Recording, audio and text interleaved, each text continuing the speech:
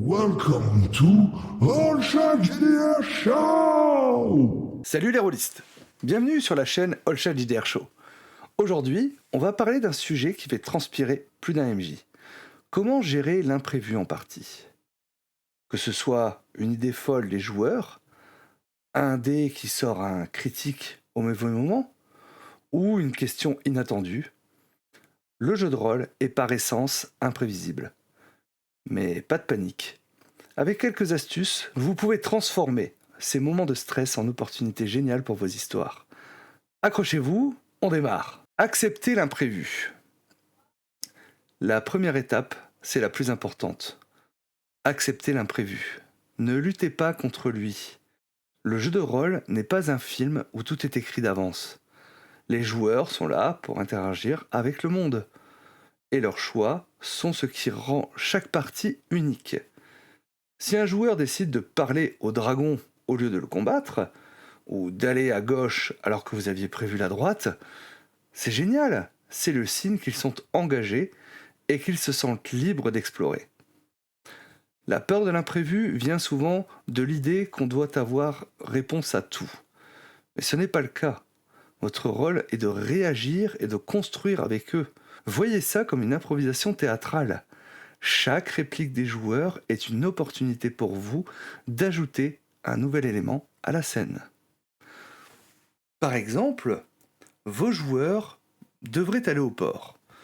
Ils décident de faire un détour par la forêt car ils ont entendu une rumeur sur un trésor. Au lieu de les forcer à aller vers ce port, demandez-vous quelle créature simple pourrais-je mettre sur leur chemin ici? À quel PNJ excentrique pourrait-il rencontrer? Transformez le problème en opportunité. Évidemment, on peut avoir quelques outils dans sa besace de MJ pour répondre à tout ça. Et donc, parlons des outils concrets pour naviguer dans l'incertitude. Là, vous pouvez mettre en place une règle d'or, dite oui et ou oui mais. Le oui et, quand une idée de joueur est bonne et qu'elle enrichit l'histoire, amplifiez-la. Oui, vous pouvez tenter de charmer le garde, et il semble aussi être un grand fan de votre groupe de théâtre. Oui mais, quand l'idée est un peu trop simple ou risquée, ajoutez une complication ou un coup. Oui, vous pouvez essayer de sauter par-dessus le gouffre, mais le sol est glissant à cause de la pluie. C'est une façon de ne pas dire non tout en maintenant un certain niveau de défi. Vous pouvez avoir quelques boîtes à outils préparées également, des listes de PNJ, quelques noms, des traits de caractère, objectifs simples, des tables aléatoires. Un marchand cupide, un soldat nerveux, un vieil ermite sage peuvent être utilisés n'importe où. Avoir des listes de lieux génériques. Taverne, un marché, une ruelle sombre, forêt étrange. Vous pouvez les piocher, les adapter en un instant.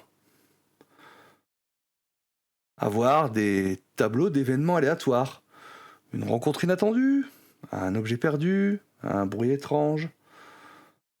Un simple D6 ou D100 peut générer une étincelle.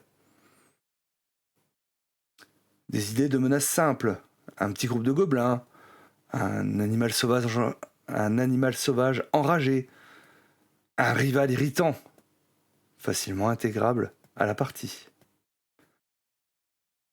Également, un outil que vous pourriez mettre en place, c'est de poser des questions aux joueurs. Quand vous êtes bloqué, demandez-leur comment est-ce que votre personnage réagit à ça? Qu'est-ce que vous feriez dans cette situation? Leur réponse peut vous donner une direction inattendue et enrichissante. Vous pouvez également leur demander qu'est-ce que ton personnage voit, qu'est-ce que ton personnage connaît de ce PNJ. Votre joueur veut fabriquer une potion en urgence. Avec quel type d'ingrédients tu penses pouvoir faire ça dans cette forêt? Ça vous donne une base pour improviser la suite. Faker jusqu'à ce que ça devienne réel. Parfois, vous n'avez aucune idée. Décrivez ce que les joueurs voient ou entendent. Et laissez-les réfléchir. Pendant qu'ils sont en train justement de discuter de ça, vous laissez planer le silence, et vous, pendant ce temps, votre cerveau justement commence à réfléchir. Voilà, la tension du moment vous donnera une idée, ou l'un des joueurs proposera quelque chose qui vous donnera un point de départ. Enfin, transformez l'imprévu en histoire. L'imprévu n'est pas qu'un obstacle, c'est aussi un carburant. Créez des PNJ mémorables. Le petit paysan à qui vos joueurs ont parlé par hasard pourrait revenir plus tard avec une information cruciale ou une quête inattendue. Développez l'univers. Une idée saugrenue des joueurs peut révéler un aspect de votre monde que vous n'aviez pas encore exploré. Si vos joueurs décident que le forgeron est un espion, pourquoi pas ? Renforcez l'agentivité des joueurs. Quand les joueurs voient que leurs choix, même les plus farfelus, ont des conséquences et peuvent dévier la trame principale, ils se sentent encore plus investis. C'est leur histoire, pas juste la vôtre. L'imprévu, c'est la vie de votre partie. C'est ce qui la rend vivante, imprévisible et mémorable pour tout le monde à la table.